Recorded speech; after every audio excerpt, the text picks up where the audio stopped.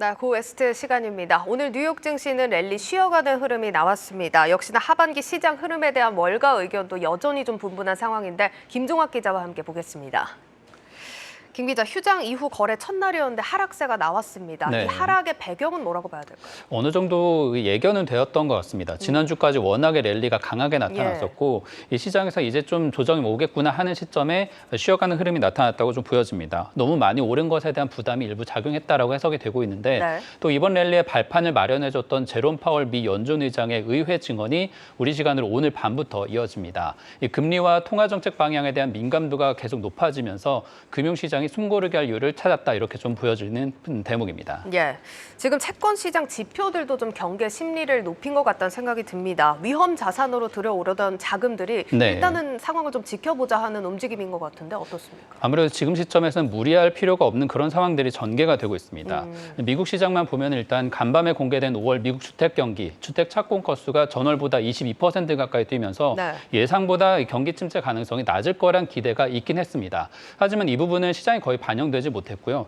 채권 시장에서는 최근 2년물과 이 10년물의 수익차 이 역전폭이 안 그래도 컸었는데 마이너스 100bp 가까이 커지면서 경계감이 크게 나타났습니다. 여기다 중국의 경기 부양책이 어제 있었는데 이 부분에 대해서 해석이 본래는 이제 15bp 정도의 인하를 기대해서 더 자금이 많이 풀릴 것을 기대했는데 10bp 정도밖에 내리지 않다 보니까 미국의 이제 주식에서도 한국 시장에서도 마찬가지로 투자자들이 좀 자금을 넣기에는 부담스러운 구간이다. 오히려 채권이 낫겠다라는 그런 심리들이 계속해서 나타나고 있습니다. 예, 일단 뭐 전반적으로 시장이 짧은 기간 크게 오른 탓도 있었지만 강세장 전환을 확신할 근거를 좀 보여달라라고 요구를 하는 것처럼 보이기도 합니다. 월가에서는 지금 뭐 강세장이냐 약세장이냐 하는 부분에 대해서 좀 의견이 엇갈린다는 걸 저희가 고웨스트로 많이 좀 확인을 해봤는데 어떻습니까, 의견들? 지금도 이 부분에 대해서는 월가의 시각이 뚜렷하게 갈리지는 않고 있습니다. 아무래도 이제 약세론자들은 본인들의 주장을 계속하고 있는 상황인데 지난주까지만 해도 이제 저점 대비 26%나 올랐기 때문에 이에 대해서 강세장으로 판단한 기관들이 있는 반면 아직까지 약세장을 고수하는 그런 의견들도 있습니다. 대형 투자은행 가운데 제일 유명한 곳이 이제 월가 약세론자로 알려진 마이크 윌슨 모건 스탠리 수석 전략가입니다. 이분은 이제 올해 인공지능 열풍으로 S&P 500 지수가 뛰면서 본래 이제 기관에서 예측한 지수가 틀렸기 때문에 그걸 한번 수정을 했다 이렇게 발표를 했는데 그런데도 불구하고 한 넉 달 뒤 하반기에는 실적 둔화로 인해서 약세장이 어차피 나타날 수밖에 없다 이런 의견을 굽히지 않고 있습니다.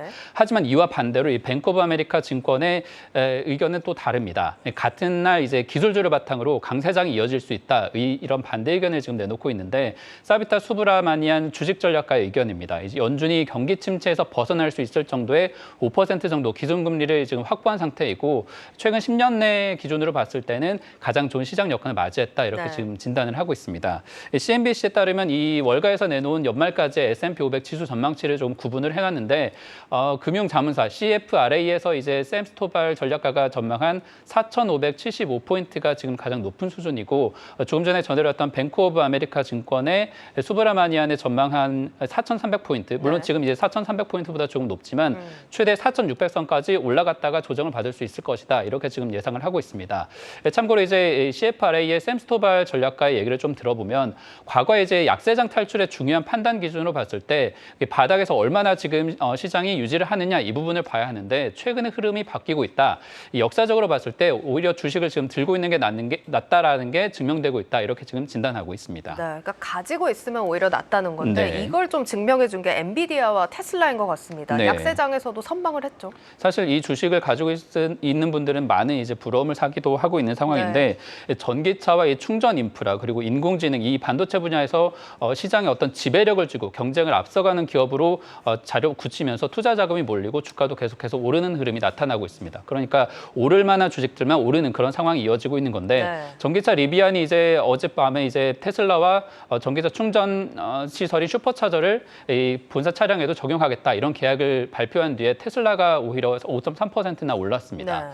테슬라 슈퍼차저 충전 규격이 NACS라는 규격인데 이제 포드, GM에 이어서 경쟁자인 이제 리비안까지 이 규격을 쓰게 되면서 시장의 주도권을 잡게 된 상황이고 모닝스타 분석을 보면 이제 북미 충전 표준이 CCS라고 하는 단자가 좀 더 여러 개 무거운 단자를 쓰고 있는데 이 기준을 넘어설 수 있는 그런 기준이 마련됐다. 이렇게 아주 긍정적으로 보고 있습니다. 엔비디아도 마찬가지로 이제 인공지능 기술 데이터 센터에 들어가야 되는 반도체가 점점 늘어날 수밖에 없는데 그 기대가 한꺼번에 반영되어 있는 현재 주가에도 불구하고 조금 더 주가가 오를 수 있다. 주당 $550까지는 오를 수 있다라는 전망이 나왔습니다. 이 에버코어 ISI 이 기관에서 내놓은 보고서를 보면 이 생성형 인공지능의 확산이 지속되면서 수년 내 애플을 제치고 시총 1위에 올라설 수 있다. 이런 전망도 내놓고 있고요.